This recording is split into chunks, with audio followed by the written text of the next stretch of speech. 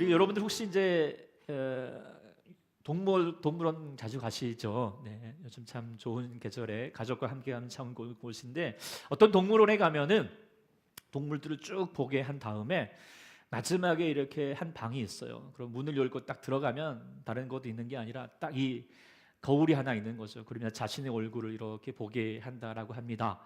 그러면서 그 밑에 글귀 하나가 써져 있어요. 세상에서 가장 먼모한 동물.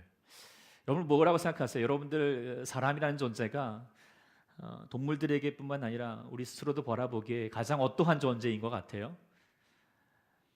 네, 그렇죠. 말할 수 없이 형용할 수 없는 만큼 그런 존재이겠지만, 여기서 이 동물원에서 메시지를 하나 주고 있는데 이게 뭐냐면 위험한 동물. 어떻게 공감이 되세요? 예, 동물에게뿐만 아니라 이 자연에게 가장 위험한 존재는 사람이다라는 생각을 가져보게 됩니다. 그래서 사람이 참 위험한데, 그래서 그 위협적인 그런 무기가 있겠죠. 사람에게 가장 위협적인 무기가 뭘까요? 네, 이 주먹일까요? 네, 뭘까요? 바로 이 혀고 말이다라고 하는 것을 우리가 깨닫게 됩니다. 그래서 사도 야고보는 그렇게 말했습니다. 혀는 곧 불이다고. 이 불의를 가지고 있으면, 이 혀 안에 불의가 있으면 어떻게 해요? 모든 것을 살라버리고 지옥의 세상으로 만들어 간다. 네. 우리가 살아가면서 그것을 많이 깨닫게 됩니다. 왜냐하면 어떤 것보다도 말에는 힘이 있다라고 하는 것이죠. 말을 악하게 사용하면 정말 사람이 죽습니다. 요즘 이제 여의도에 보면은 막말이 오가죠. 그래서 그거 보고 있으면 나라의 살림을 맡길 만한 분들인가, 뭐 그런 의문심도 갖게 되고, 또 인터넷에 쓰여지는 뭐 어떤 댓글들을 보면은 정말 사람이 악하다라고 하는 것이 정말 실감나게 됩니다. 이렇게 문득 지나가는 아이들이 말하는 소리를 듣고 있으면 그 모습 참 예쁘고 참 이렇게 천진무군해 보이는데 어떻게 저런 말을 하지라고 의아할 때가 참 많습니다. 실제로 아이들이 대화방에서 나누는 그런 대화톡들을 보면은 좀 낯뜨거울 정도로 심각하다고 합니다. 욕은 뭐 기본이고, 어떤 부모 욕을 한다든지, 뭐 여성을 비방한다든지, 음란한 말들이 서스럼지 않고 아무렇지 않게 사용되고 있습니다. 그 모든 것들이 이제 비단 그들의 잘못 이전에 어른들의 잘못일 것입니다. 가정의 영향이 크겠지요. 예전에 우리가 가정에서 했던 말들 생각해 보면은 참 무분별한 말들이 참 많았습니다. 뭐 차마 이제 말하기는 좀 그렇지만, 그래도 골라 보면은 뭐 내가 너를 낳아놓고 왜 미역국을 먹었는지 모른다, 뭐 이런 말, 아니면 나가 등해라 뭐 이런 건 약과잖아요. 참 험한 말들을 많이 듣기도 했습니다. 그래서 자녀들이 말로 상처를 받으면 그것이 가슴에 못이 되고, 그리고 비뚤어지고, 그래서 더럽혀지고 또 죽어간다라고 하는 거 깨닫게 됩니다. 지금 가정의 달인데 이런 아픔들이 일어나지 않았으면 좋겠습니다. 근데 가정의 아픔이 뭐냐, 그리고 무너짐이 뭔가, 그것은 가정에서 말을 안 할 때부터이죠. 죽어가는 가정의 제일 특징들은 뭘까요? 서로 말을 잘 하지 않습니다. 네. 부모 간에도, 부부 간에도, 또 자녀들과 하는 게도 말하지 않죠. 요즘 식당에 가면은 흔히들 보는 풍경들이 있잖아요. 모여 있는데 뭐예요? 다들 자기 핸드폰 보느라고 바쁜 모습들. 이것이 가정에서도 많이 이루어지고 있잖아요. 각각 제 가방에 들어가 버리고 말하지 않습니다. 가족 간에 그런 현상이 일어나는 거, 물론 이제 말 중에서 서로 상처받고 어려움들이 생기면서부터 아닐까, 대화가 안 되면서부터. 그렇지만 우리가 가족 간에 우리는 대화를 멈추지 말아야 됩니다. 이런 말이 있잖아요. 통하지 않으면 통한다. 통은 소통할 통자, 그리고 마지막 뒤에는 아플 통자. 소통되지 않으면 아플 수밖에 없습니다. 공동체에서, 개인의 삶에도 마찬가지고 뭐 경제의 원리도 있겠지만, 공동체 안에서 이건 아주 중요한 원리입니다. 어떤 공동체이든지 그 구성원이 건강해지고 행복해지는 것은 뭘까요? 그것은 소통할 수 있는 대화, 말이 오가는 곳이라고 우리가 분명히 알게 됩니다. 저도 이제 뭐 저희 가정에도 뭐 행복할 때가 언젠가, 뭐 다른 것보다도 아이들과 밥 먹으면서 하루에 있었던 일들을 나눌 때입니다. 네. 별말 아니에요. 그냥 뭐 사소한 말들이 있지만 오가는 대화 속에서 하루에 힘들었던 일들, 어려웠던 것들이 다 이렇게 정말 씻어지는 것 같고 다시 힘이 생기는 것 같은 느낌이 이 말 속에 있습니다. 그래서 말이 힘이 있다라고 하는 것이 죽이기도 하지만 뭐예요? 살리기도 합니다. 네. 그래서 우리가 그 말 속에서 바른 말을 향하여 가면 정말 우리의 심령이 살아나고 가정이 살아나게 된다라고 하는 것이죠. 교회도 마찬가지입니다. 교회 참 말 많습니다. 그렇죠? 시끄럽죠. 네. 그러나 교회도 그래야 합니다. 그 천주교와 그 다른 이단들의 특징이 뭐냐? 그거 보면은 소통되지 않습니다. 오직 명령과 준행이 있을 뿐입니다. 그래서 구조가 보면은 피라미드적인 구조가 되어 있어서 꼭대기에 있는 한 사람, 그 교황이라든지 교주라든지 그 사람만 말을 합니다. 그리고 그대로만 이루어져야 된다라고 하는 거. 그의 말이 때로는 하나님보다 높을 때가 있죠. 소통되지 않습니다. 공산주의가 왜 러시아에서 일어났고 또 왜 공산주의는 그렇게 기독교에 대해서 반감을 갖느냐? 역사학자들이 보면은 그런 이유 중 하나가 바로 러시아 종교회 때문을 지적합니다. 정교회는 로마 카톨릭과 비슷하게 또한 총대주교를 중심으로 해서 피라미드 구조로 되어 있습니다. 그래서 또 이 교회가 기득권 세력과 영합하게 되니까 하층에 있는 사람들이 그런 불만과 원성들이 공산주의로 이렇게 폭발하게 된 것이죠. 이탈리아에서 발생하였던 파시즘도 마찬가지다라고 그렇게 역사학자들은 보고 있습니다. 그 바로 일방적인 교회 구조 때문이라고 하는 것이죠. 건장한 교회는 일방적이지 않습니다. 그래서 이제 저희가 장로교회에 있지만 장로교회 여러분 아시는 것처럼 당회가 있고 이제 저희는 장로님이 안 계셔서 우리는 그 운영위원회로 이렇게 진행하고 있고 또 재직회가 있고 또 공동위회가 있습니다. 그래서 교회에는 또 뿐만 아니라 여러 회의가 있기 마련입니다. 종교개혁 이후로 이런 회의들이 계속하여서 진행되어 왔습니다. 또 노회, 또 총회, 목사님들, 장로님들끼리 또 모여 있는 회의도 참 많습니다. 그런데 이것이 교회됨의 모습이고 또한 이것이 민주주의의 어떤 원상이 되었습니다. 그래서 공산주의가 서유럽을 침범하지 못하였던 이유 중에 하나도 이런 교회된 이런 모습들이 있었다라고 이렇게 또 얘기하기도 합니다. 그런데 우리가 회의하는 거 참 쉽지 않습니다. 저도 이제 교회 당회 예전에 참석하거나 또 노회를 참석할 때 보면은 회의가 듭니다. 네. 이게 목사님들, 장로님들 이야기하는데 이 목사님 정말 장로님들 맞나? 그런 생각이 들 때가 참 많습니다. 그렇지만 공동체가 건강해지려면 대화가 그래도 불구하고 오가야 한다라고 하는 것이죠. 포기하지 말아야 합니다. 오늘 본문 사도행전 15장 말씀은 어쩌면 교회의 성장통입니다. 성장통. 우리가 교회 역사를 알겠지만 성령의 다가락방 사건으로 말미암아 예루살렘에서부터 시작이 되었지만 예수님이 말씀하시는 대로 예루살렘에서 멈추지 않냐고 온 유대와 그리고 사마리아로 나아가면서 땅끝까지 그래서 로마의 전역으로 퍼져가기 시작을 했습니다. 그러면서부터 처음에는 이제 유대인들을 중심으로 교회가 형성이 되었지만 나중에는 이방인들도 교회 가운데 오게 되었고 예수 믿게 되었습니다. 특별히 우리가 이제 10장에서 계속 봤던 것처럼 안디옥 교회는 어떤 교회보다도 이방인들을 중심으로 해서 교회가 형성이 되었고 또한 잘 부흥되었고 성장하였습니다. 그리고 또 선교하는 일에 봉사하는 일에 정말 모범적으로 잘 감당하는 교회였습니다. 그런 교회인데 오늘 본문에 보면 유대로부터 어떤 사람들이 와가지고 오면서부터 교회에 혼란이 일어나기 시작했습니다. 그들이 주장하기를 뭐라고 말하냐면 너희들이 지금 예수 믿지만 예수만 믿을 것이 아니라 모세 율법과 특별히 할례도 받아야지 예수 믿어 구원받을 수 있다라고 그렇게 주장합니다. 근데 이런 주장에 대해서 바울과 바나바가 발끈합니다. 그리고 나서 오늘 본문 2절에 뭐라고 말합니까? 적지 아니하는 다툼과 변론이 일어났다라고 이렇게 얘기합니다. 시끄러워졌다는 것이죠. 왜 바울과 바나바가 그토록 다툼을 일으켰을까요? 우리는 분명히 이해합니다.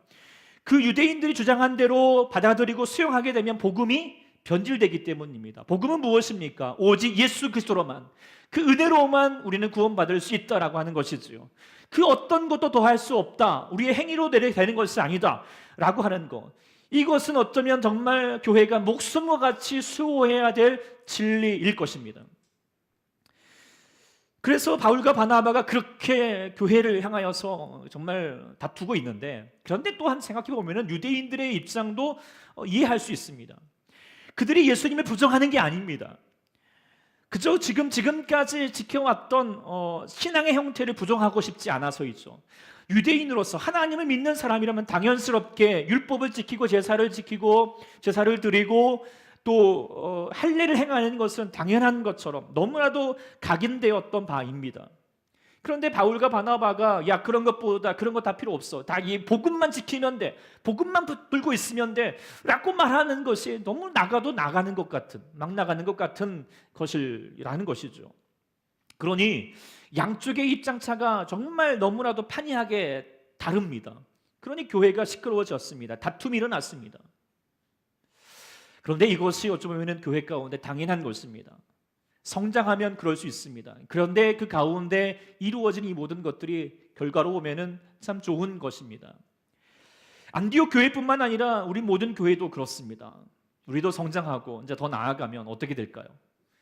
늘 항상 조용할까요? 그러지 않을 것입니다. 다툴 수 있습니다. 갈등이 있을 수 있습니다. 저 사람은 왜 저래? 저럴 수 있습니다. 그렇다는 거 그건 뭐예요? 성장하고 있다라고 하는 증거입니다. 그런데 우리가 그럴 때마다 그래 그럴 수 있어. 그렇게 받아들일 수 있었으면 좋겠습니다. 교회뿐만 아니라 가정도 마찬가지 아닙니까? 부부가 살다 보면 어떻습니까? 다툴 일이 생기지 않습니까? 20년 이상을 다른 환경 가운데 살았는데 어찌 같이 살면서 갈등이 있을 수 없겠습니까? 있지 않을 수 없겠습니까? 뭐 사소하게 치약을 뭐 이렇게 짜는 것부터 시작을 해가지고 뭐 더 나아가서 뭐 남녀 간의 어떤 차이점들, 말하는 습관들, 소비 습관들, 또 자녀 문제, 뭐 양육하는 문제들 보면은 생각이 다르니까 어떻게 해요? 갈등이 있을 수밖에 없고 다툴 수밖에 없습니다. 그런데 중요한 건 뭐예요? 다투는 그 자체가 중요한 게 나쁜 것이 아니라 그 다툼을 어떻게 해결하느냐가 참 더 중요하다는 것을 여러분들이 많이 깨닫게 되는 줄 압니다. 그런데 최악이 뭡니까? 최악. 이래서는 안 되는 게 뭘까요? 다투었다고 그 다투는 것을 덮어버리는 거. 서로의 불만들에 대하여서 그냥 마음속에만 두고 그냥 회피해 버리는 것입니다. 그래서 서로에 대해서 포기하는 것이죠. 아유 더 이상 말해봤자 뭐 피곤하고 상처만 받는다라고 하여서 서로를 향하여서 말을 하지 않습니다. 이야기하려 않습니다. 해결하지 않습니다. 그러면 결국 어떻게 될까요? 마음이 대화가 사라지게 되고 결국은 가정 안에서 사랑하는 사람들 가운데 사랑이 사라져 버리는, 관계가 깨어져 버리는 아픔을 겪게 되는 것이죠. 그래서 우리는 대화하는 것을 포기하지 말아야 하겠습니다. 힘들어도 그래도 대화해야 서로 관계가 회복되고 또 건강해진다. 이것이 성장통이다. 더 우리가 사랑이 풍성해지려면, 가정이 행복해지려면 이런 성장통을 감당해야 되고 또 우리 교회도 마찬가지일 줄 믿습니다. 오늘 하나님께서 오늘 본문을 통하여서 교회 안에서 있을 수 있는 가정, 갈등, 또 가정의 달이니까 또 가정 안에서도 있을 수 있는 갈등들을 또 우리가 어떻게 해결해 가는지 우리가 묵상할 수 있게 됩니다. 그것은 무엇인가? 바로 무엇보다도 회의입니다. 회의. 6절 이하에 내려지는 내용인데 그것을 바로 다른 말로 예루살렘 공의회라고 합니다. 제루살렘 카운슬이라고 그렇게 지칭합니다. 성경에서 있는 지금 최초의 공의회이지만 이후로도 기독교 역사 가운데 아주 중요한 회의들이 정말 많이 일어납니다. 그래서 우리가 이제 사도신경도 이 회의를 통하여서 이루어졌던 것이죠. 그리고 그 공의뿐만 아니라 지금 우리 교회에도 많은 회의가 있는 것들이 바로 여기에서부터 출발했다라고 볼 수 있습니다. 그래서 성경의 회의는 성경적입니다. 교회의 회의는 성경적입니다. 건강한 공동체가 되기 위한 필수적인 과정이죠. 하나님께서 제정하신 원리입니다. 통하지 않으면 통하다라고 했습니다. 소통되지 않으면 아픕니다. 소통해야지 산다라고 하는 거, 교회 공동체의 원리입니다. 그래서 오늘 본문을 통하여 하나님은 우리 가운데 소통의 중요한 원리들을 알려주고 있습니다. 첫 번째는 뭘까? 그것은 경청입니다. 경청. 오늘 본문 7절을 보면은 많은 변론이 있은 후에 베드로가 일어나서 발언을 합니다. 발언을 할 때에 여러 가지 많은 발언을 하고 이제 그래서 1절부터 11절까지 할 때 사람들이 어떻게 반응을 합니까? 11절에 보니까 12절에 보니까 가만히 있었다라고 하고 있습니다. 가만히 뭐예요? 들었다는 거죠. 그리고 나서 또 이제 바울과 바나바가 또 여러 가지 많은 이야기를 합니다. 그럴 때도 사람들이 뭐 했습니까? 말하는 것을 들었다라고 얘기하고 있습니다. 소통할 때의 가장 기본 중에 기본은 뭘까요? 바로 경청입니다. 말을 잘하려면은 소통학자가 얘기합니다. 뭐부터 배워야 되느냐? 말하지 않은 법도 배우라고 말하고 있습니다. 먼저 들을 줄 알아야 된다는 것이죠.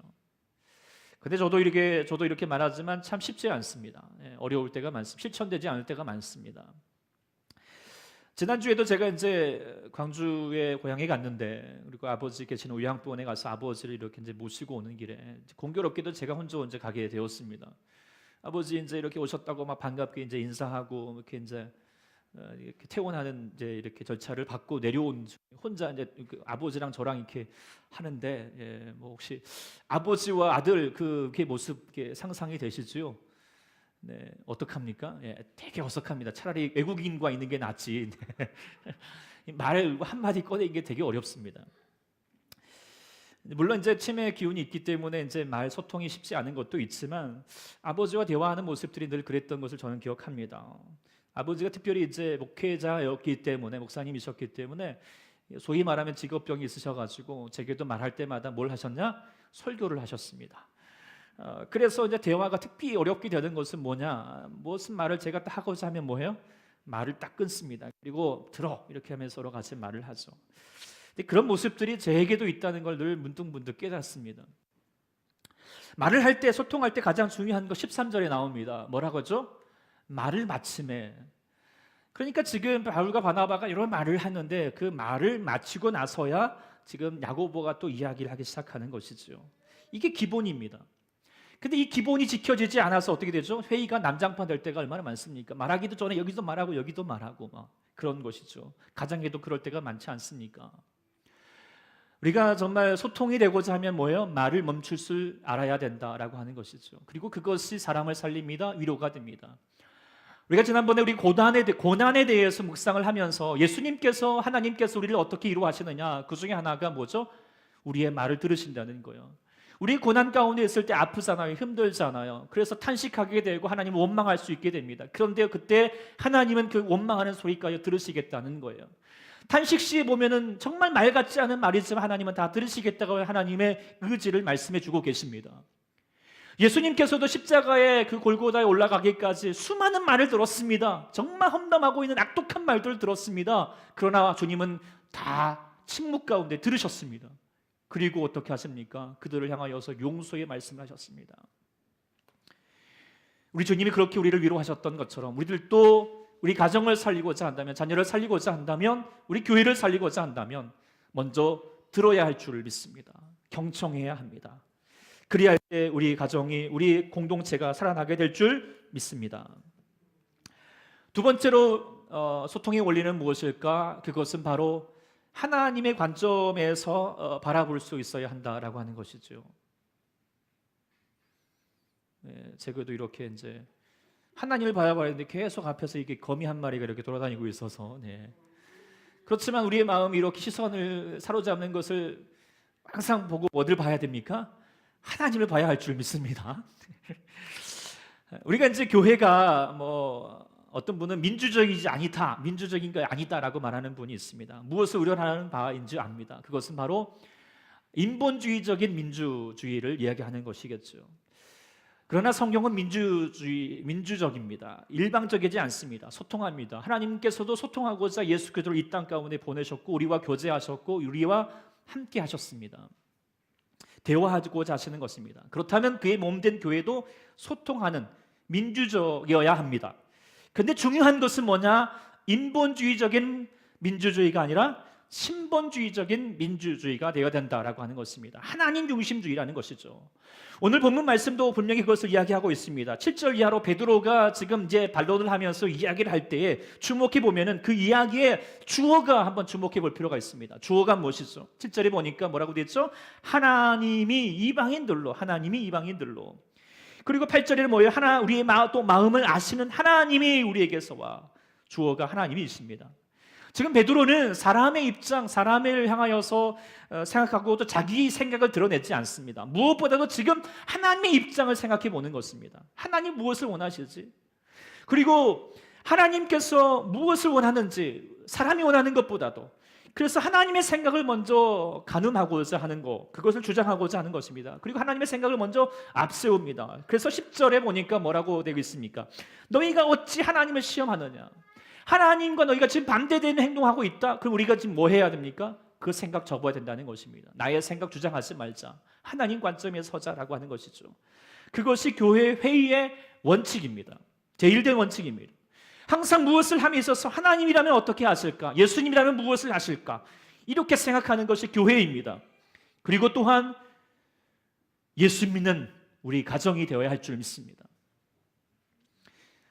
우리가 무엇을 하든지 자녀 교육을 생각하면서도 마찬가지입니다. 세상에서 이렇게 하지. 아유, 저 사람들 저렇게 하고 있어. 이것을 생각하기 이전에 뭘 생각할까요? 하나님이라면 우리 자녀를 어떻게 키우실까? 무엇을 원하실까? 우리가 그것을 생각하고 주님보다 앞서지 않아야 할 줄 압니다. 그러기 위해서 베드로 사도는 대화의 중요한 원리, 오늘 5절 말씀인데 좀 잘렸으니까 한번 좀 같이 한번 읽어보겠습니다. 대화에 베드로전서 4장 11절 말씀 한번 읽어보겠습니다. 시작. 만일 누가 말하려면 하나님의 말씀을 하는 것 같이 하고 누가 봉사하려면 하나님이 공급하시는 힘으로 하는 것 같이 하라. 이는 봉사에 예수 그리스도로 말미암아 하나님이 영광을 받으시게 하려 함이니 그에게 영광과 권능이 세세에 무궁하도록 있느니라. 아멘. 아멘. 아멘. 말하려면 어떻게 해요? 우리가 말하기 전에 뭐예요? 하나님의 말씀을 담아내라는 거예요. 우리가 무엇을 행동하기 이전에 뭐예요? 하나님이 내게 공급하시는 힘으로 감당해 가라는 거죠. 나의 힘이 먼저 앞서고 나의 감정이 먼저 앞서지 않아야 된다. 그것이 바로 하나님께 영광이 된다라고 그렇게 분명히 말씀하고 있습니다. 그래서 우리가 어떤 대화를 하거나 우리 가정을 행하여 갈 때마다 우리가 먼저 해야 될 것이 무엇일까요? 그것은 바로 기도입니다. 기도. 우리가 사람에게 말하기 전에 우리는 누구에게 먼저 말해야 될까요? 하나님께 먼저 말씀해야 할 줄 믿습니다. 기도가 무엇이죠? 내 뜻을 구하기보다도 뭐죠? 하나님의 뜻을 아는 거죠. 하나님의 뜻을 구하는 것입니다. 오늘 이 예루살렘 공의회가 나중에 결론이 참 성공적으로 이루어지게 됩니다. 하나님의 뜻이 이루어집니다. 왜 그럴 수 있었을까? 그 회의에 참여했던 사람들이 다 기도의 사람들이었기 때문이죠. 베드로도 뭐예요? 정말 습관을 쫓아서 기도하였던 사람입니다. 야고보와 베드로, 바나바와 바울도 당연 기도의 사람이었고, 또 지금 회의를 주관하고 있는, 인도하고 있는 지금 사람 누구죠? 야고보인데요. 야고보 누구죠? 바로 예수님의 동생이에요. 예수님의 동생이자 예루살렘 교회를 이끌어가는 목회자인데, 그 야고보의 별명이 뭔지 아십니까? 이게 이제 교회 전통 가운데 이게 나타나는 증거들인데, 그게 뭐냐면 낙타무릎입니다. 낙타무릎. 왜 낙타무릎이라 할까요? 기도를 많이 해서, 기도의 사람이었기 때문입니다. 그래서 이렇게 기도하는 사람들이 회의하니까 말을 주고받고 하다 보니까 어떻게 돼요? 결론은 뭐가 되는 거죠? 하나님의 뜻이 되는 것입니다. 하나님의 먼저 마음이 이루어지게 되는 것이죠. 그런데 많은 교회가 그렇지 않습니다. 기도는 형식 중이고 그 다음부터는 얘기할 때마다 뭔만 얘기합니까? 자기 입장, 자기 주장만 관철하고자 합니다. 그러니까 분산되어 가고 그렇게 정말 다른 길로 빠질 수밖에 없는 것이죠. 그래서 우리들도 이제 회의 나중에 하게 되면 회의안을 드리고 기도합시다. 그리고 기도 충분히 한 다음에 주제는 뭐예요? 하나님의 뜻이 뭘까요? 이게 우리가 다시 한번 묵상될 수 있기를 원합니다. 우리 가정도 마찬가지일 줄 믿습니다. 정말 우리가 초대교회가, 우리 교회는, 우리 가정은 특별히 기도보다 앞서지 않기를 원합니다. 오직 하나님의 뜻이 먼저 설 수 있기를 소망합니다. 담임 목사인 제가 주도하는 교회가 되는 것도 아니고, 또 그렇다고 해서 여러분들이 원하는 교회도 아닙니다. 누가 원하는 교회? 하나님께서 기뻐하시는 교회, 하나님께서 원하는 교회. 그러기 위해서 우리는 무엇보다도 하나님의 관점을 먼저 바라볼 수 있고 그럴 수 있도록 기도하는 저희가 되어야 할 줄 믿습니다. 세 번째로 소통의 원리는 뭘까? 그것은 바로 말씀을 기준으로 하자는 것이죠. 아까 우리가 기도할 때 뜻을 이제 기도하고 결정하자고 했는데, 이런 불상사도 있을 수 있습니다. 어떤 천국 전도사가 어떤 자매한테 가가지고 자신과 결혼해야 한다라고 말하는 것입니다. 그랬더니 자매가 황당해서, 아이고 내가 왜 당신과 결혼해야 됩니까? 그랬더니 그 전도사님이 내가 기도하는데 하나님께서 그렇게 응답하셨다고 그렇게 얘기하는 것이죠. 이런 얘기 들어보셨나요? 예, 저는 실제로 들어봤습니다. 그리고 실제로 그런 것을 목격도 해봤습니다. 정말 우습게 소리지만 웃지 못할 일들이 많이 벌어지고 있습니다.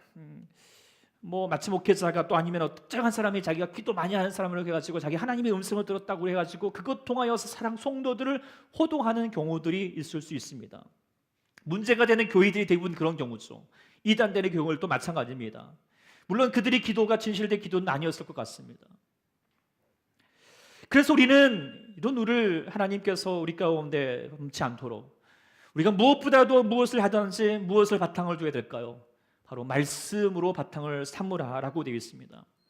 오늘 본문 예루살렘의 회의의 지도자였던 야고보가 지금까지 회의한 모든 것들을 다 이렇게 듣고 그리고 나서 결론을 내리면서 무엇을 하고 있느냐?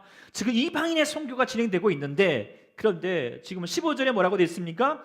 선지자들의 말씀이 이와 일치하도다 기록된 바라고 말하면서 예레미야와 이사야의 말씀을 지금 인용하고 있습니다.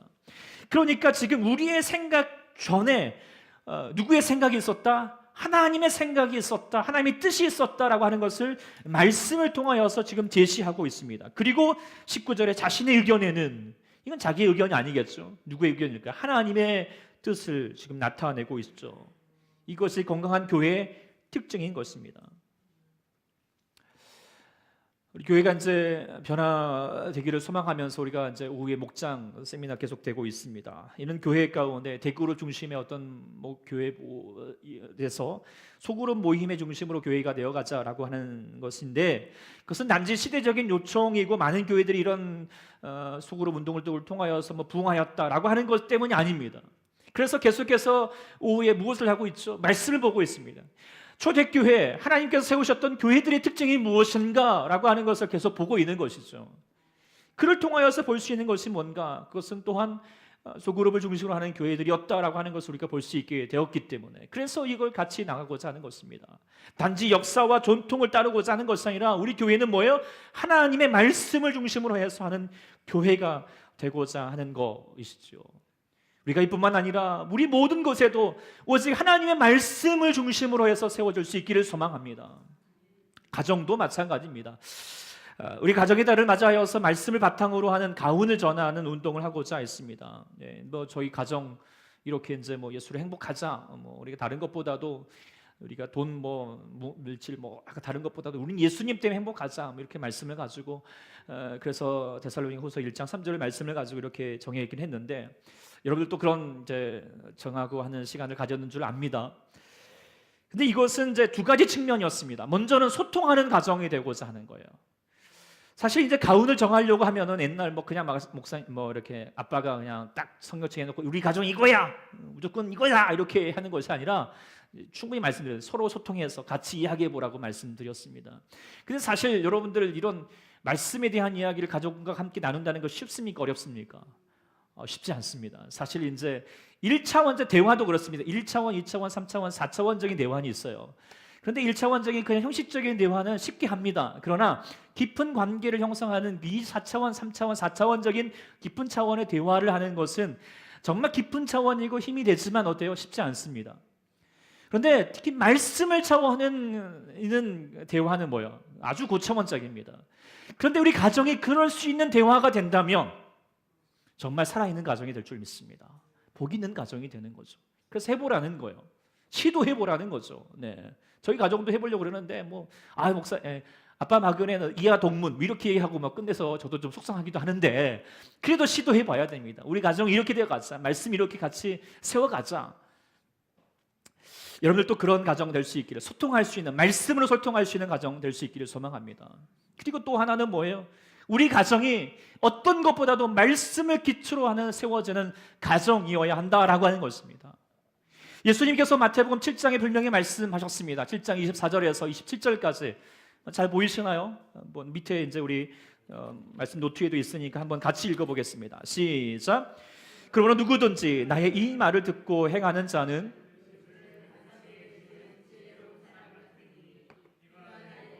나고 바람이 불어 그 집에 부딪히 무너지지 아니하나니 이는 주초를 반석에 놓은 까닭이요 나의 이 말을 듣고 행하지 아니하는 자는 그 집을 모래 위에 지은 어리석은 사람 같으리니 비가 내리고 장수가 나고 바람이 불어 그 집에 묻어지되 무너져 그 무너짐이. 정말 여러분 이 말씀 믿으십니까? 말씀의 가정의 기초가, 집의 기초가 무엇이어야 됩니까? 말씀, 그리고 그 말씀을 가지고 행하는 것이라는 것이죠. 그렇다면 여러분의 가정의 말씀은 무엇입니까? 말씀의 바탕으로 서 있는 말씀이 무엇입니까? 우리 가정이 세상에 주어지는 관념으로 살아서는 안 됩니다. 우리 자녀들이 세상에서 요구하는 기준으로 되어서는 안 됩니다. 결국 그렇게 해서는 무너질 수밖에 없습니다. 삶의 역경과 풍파 속에서 우리 자녀들이 무너질 수밖에 없다는 거예요. 우리 가정이 흔들릴 수밖에 없습니다. 그래서 우리는 말씀으로 기초하는 가정이 되어야 할 줄 믿습니다. 그래서 가문 만들기를 한 것입니다. 근데 이제 안타깝게도 많은 가정이 참여하지 못하고 있습니다. 아무리 외쳐도 피해를 불어도 춤추지 않은 교회 우리들의 모습이지 않아. 제가 좀 많이 속상합니다. 중직자부터 따르지 않으셔서. 가요 한번 생각해 보십시오. 여러분의 가정, 여러분의 자녀들이 왜 그렇게 신앙의 삶을 살지 못하는가?